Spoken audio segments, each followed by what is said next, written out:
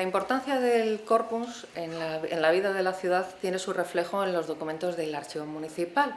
Entonces, podemos ver que en el primer libro de actas que tenemos, en el año 1499, en su sesión de 27 de mayo, se dice: juntáronse en su consistorio los dichos señores, justicias y regidores de la ciudad.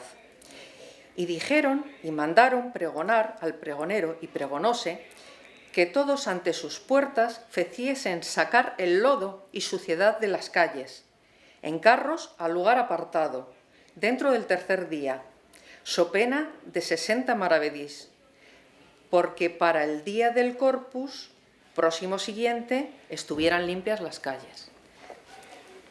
No solo estas ordenanzas se repetían todos los años, sino que en el año 1651 consideraron que tal vez la limpieza de las calles, del lodo y la sociedad no fuera suficiente. Y así se dice: acordóse a los vecinos de esta ciudad que barran las calles, cada cual lo que le corresponde a sus casas, y que recojan los lechones para la procesión que se ha de hacer mañana, día del Corpus, y las cofradías lleven la cera y cesen los oficios y cierren las tiendas. Eso es muy importante porque hay alguna queja del obispo diciendo que en medio de la procesión habían pasado por delante de tiendas y estaban abiertas como si no fueran un día festivo.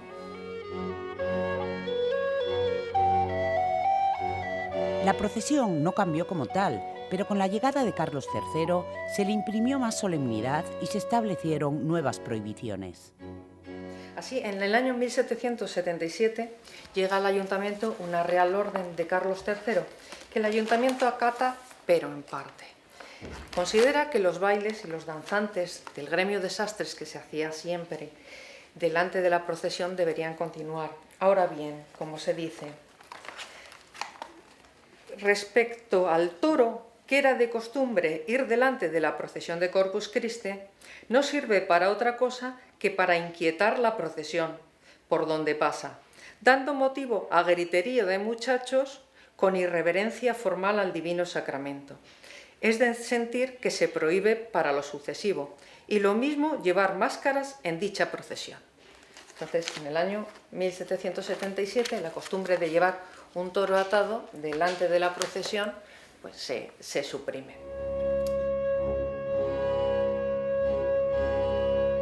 No es hasta 1830 cuando se tiene constancia de la invitación, por parte del ayuntamiento, al convite de Fresno. Concretamente, en 1832 es la primera vez que en el libro de acuerdo se recogen los gastos de las 11. Se llamaban las 11 porque era una especie de almuerzo que se hacía en esas horas, entre las 11 y las 12 de la mañana. Anteriormente se habla de las invitaciones y alguna vez del convite, pero no se refiere más. Tiene su lógica que no aparezcan hasta esos años, porque hasta 1808 el obispo tenía la obligación, desde antiguo, ya en 1610 se habla de costumbre, de dar una comida a los participantes en la procesión, que era el cabildo, eran los monaguillos, eran los chicos de coro, eran los capellanes, eran todas las personas, porque estaban desde las 7 de la mañana levantando, preparando cosas, y entonces se le daba un desayuno potente antes de la procesión. Y sabemos que ese desayuno tenía que ser bastante fuerte, porque en el año 1736 el obispo dice que por qué en vez de eso no lo cambian para un almuerzo ligero después de la procesión. Y tras muchos dimes y diretes, pues logra que el cabildo lo acepte en 1736. Y el almuerzo ligero consistía, según se puede leer en las actas capitulares, en 2 platos de carne, una olla, un plato de pescado, un plato de dulces y, por supuesto, entrantes y postre. Y eso era el almuerzo ligero. Luego podemos considerar que el desayuno anterior tenía que ser muchísimo más costoso. Pues bien, si en 1808, a partir de las guerras, esta costumbre ya no se hace, es lógico que fuera entonces el ayuntamiento el que comenzara a invitar a un ligero refrigerio después de la procesión. Antes no podía invitarlo porque, claro, estaban todas las autoridades eclesiásticas comiendo en el claustro, a veces en el claustro de la catedral o en alguno de los salones de la catedral. ¿Cómo era esas onces que daba el ayuntamiento?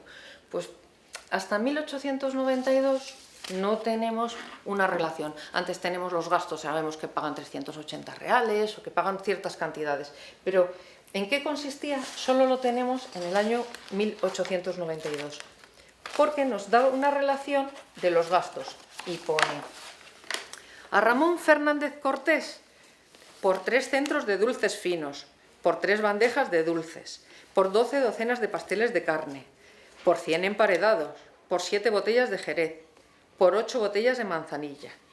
Al Café Español, por 18 botellas de Burdeos, 12 botellas de cerveza, fresas y pan.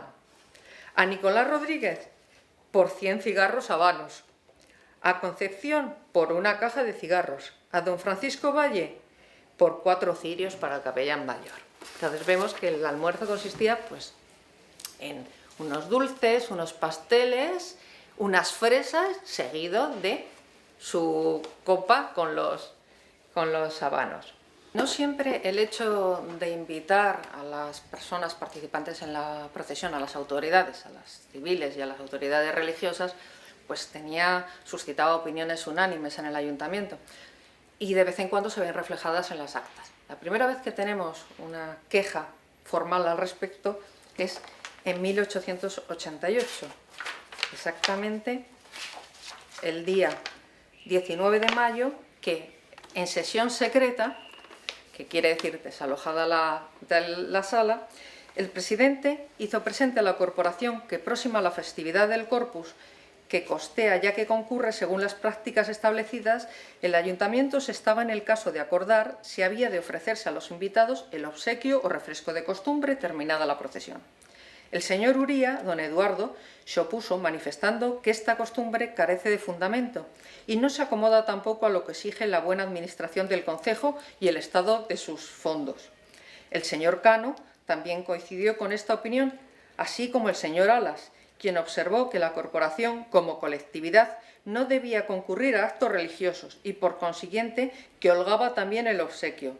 Siguieron otras observaciones y, no habiendo conformidad de opiniones, el señor presidente sometió el asunto a votación, al que ofreció el siguiente resultado. La votación, en su momento, hubo un empate, pero posteriormente el señor Martínez se asentó, que el señor Martínez, que era de los que había votado en contra de ofrecer el refrigerio, se asentó, de forma que al repetirse la votación ganaron los que sí que se siguiera manteniendo la costumbre del refrigerio. Y esto es muy importante porque los que opositores eran el Partido Republicano. El señor Eduardo Uría fue uno de los fundadores, junto con su hermano Enrique, del periódico republicano El Eco de Asturias. El señor Alas, que dice que además no se deberían acudir a actos religiosos, es el señor Leopoldo Alas, Clarín. Y el señor Cano, que también habla contra esta costumbre, era el señor Pedro González Cano, el padre del escritor y poeta Ángel González. Con lo cual tenemos 3 personajes de peso en la vida intelectual de la ciudad manifestándose contra la asistencia de la corporación, que se supone que no tendría que acudir a actos religiosos.